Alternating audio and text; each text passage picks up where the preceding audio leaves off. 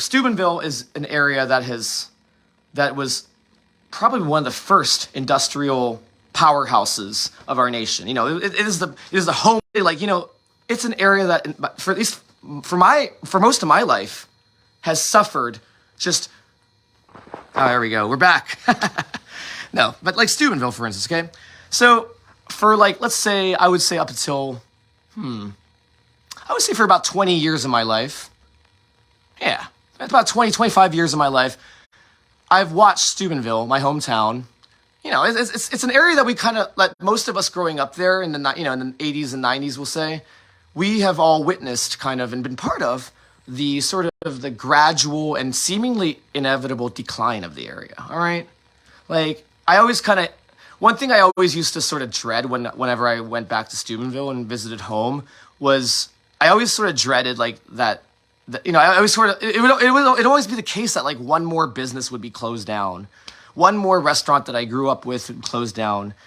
I used to dread the Hunan restaurant downtown closing down because it was one of my favorite, it still probably is my favorite Chinese restaurant, period, Yet, and that's life, okay? That's life. I've grown to accept that things come and go, and well, fuck, Steubenville just happened to be the unfortunate city that a lot more shit has gone than has come, okay?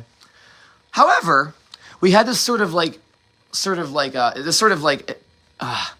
this kind of sudden injection of success, I think, is an unexpected boon to the area when in about 2010, I would say, there was the whole shale gas phenomenon. And this has happened in lots of different areas of the country, Texas, Ohio, being two of the major ones. The shale, I think it's the Permian shale basin, and that the discovery of that, coupled with sort of the technology that we were developing, that's now known as fracking. Okay, now I'm not going to get into the debate about energy shit. About how I'll just say fracking is not a sustainable thing. All right. I think for anybody who lives in those areas that had undergone, substantial shale gas development, will attest. I think a lot of us have seen the videos of the faucet water catching on fire because of all the methane that had kind of accumulated into the local water supply. So it doesn't take a geologist after some bit of time to sort of look back and be like, maybe we should stop this, or at least regulate it a little bit, right? Maybe fire coming out of a person's faucet is not necessarily what we want. All right.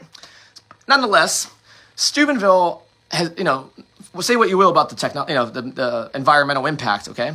But nonetheless, like Steubenville, it brought Steubenville some much needed economic, relief. Like for the first time, I would go back to Steubenville and see that something new there.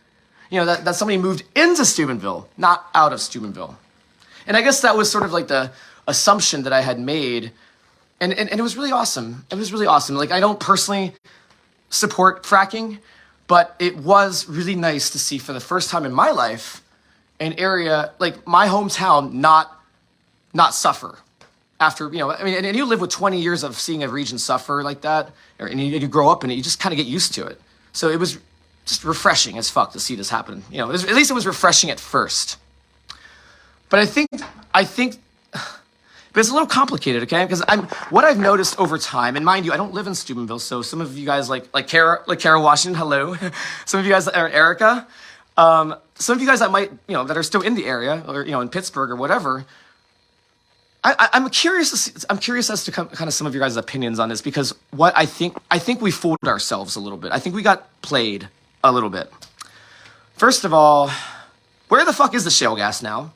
Because, we had this whole thing with like Russia and Ukraine where we were going to try to everybody was stressing out about gas prices and Russia cutting off the supply. God damn it, if it does not ring the same fucking bells as 2000, whatever the fuck, like 2004 with Iran. Back when George W. Bush was pledging to stop buying oil from Iran. It reminds me a lot of that. And mind you, I guess if you're gonna if you're gonna purchase something from the devil, it might as well be the devil that's the devil in your hometown versus the devil in Russia or the devil in Iran.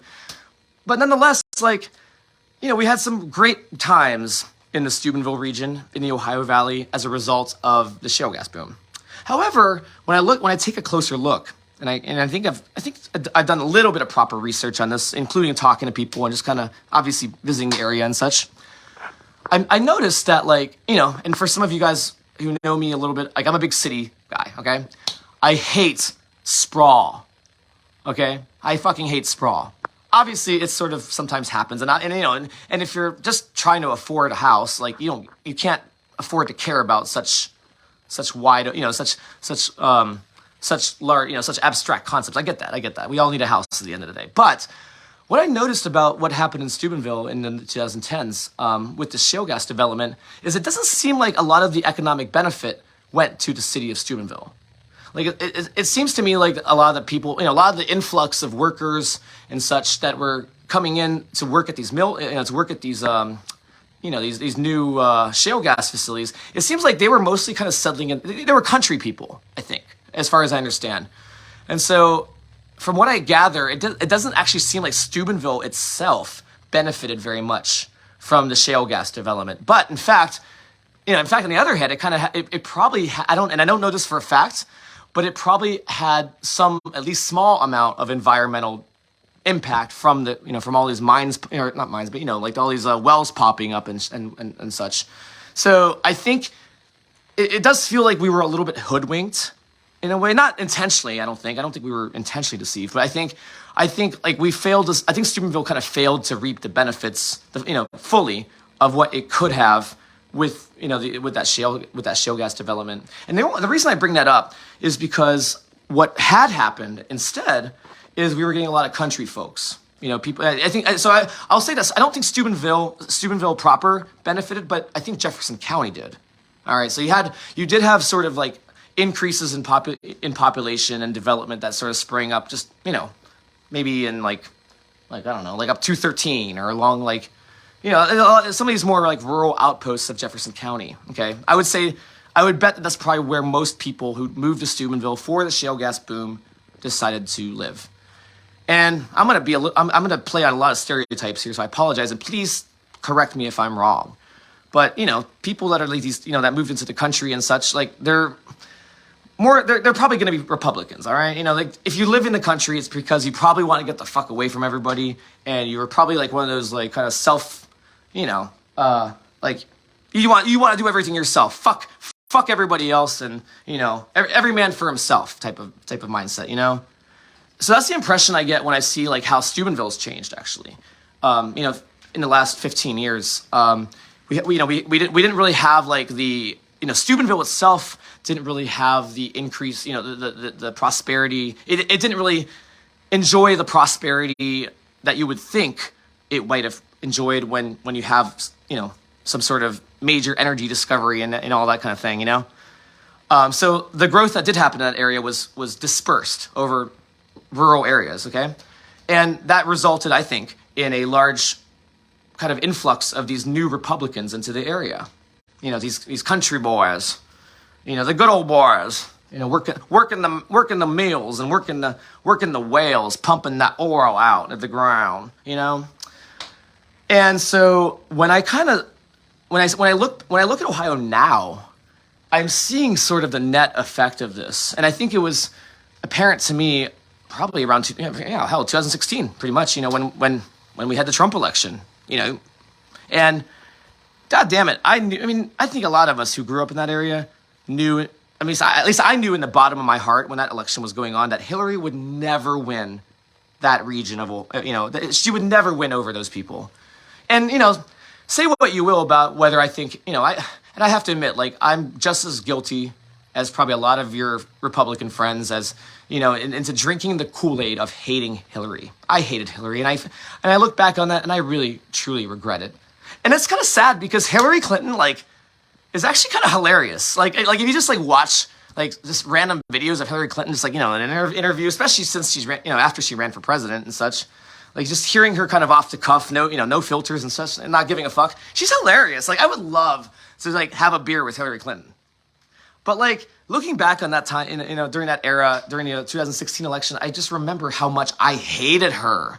Now, I didn't hate her because I was a Republican. I hated her because I was a Bernie Sanders supporter. And I really, and I had sort of lumped her with a lot of the corporatist, kind of neoliberal economics type of, kind of the corporatist elite, okay? And a lot of us did. And some of that, and I'm realizing that a big reason of that was because her husband, Bill Clinton, in the 90s, signed NAFTA.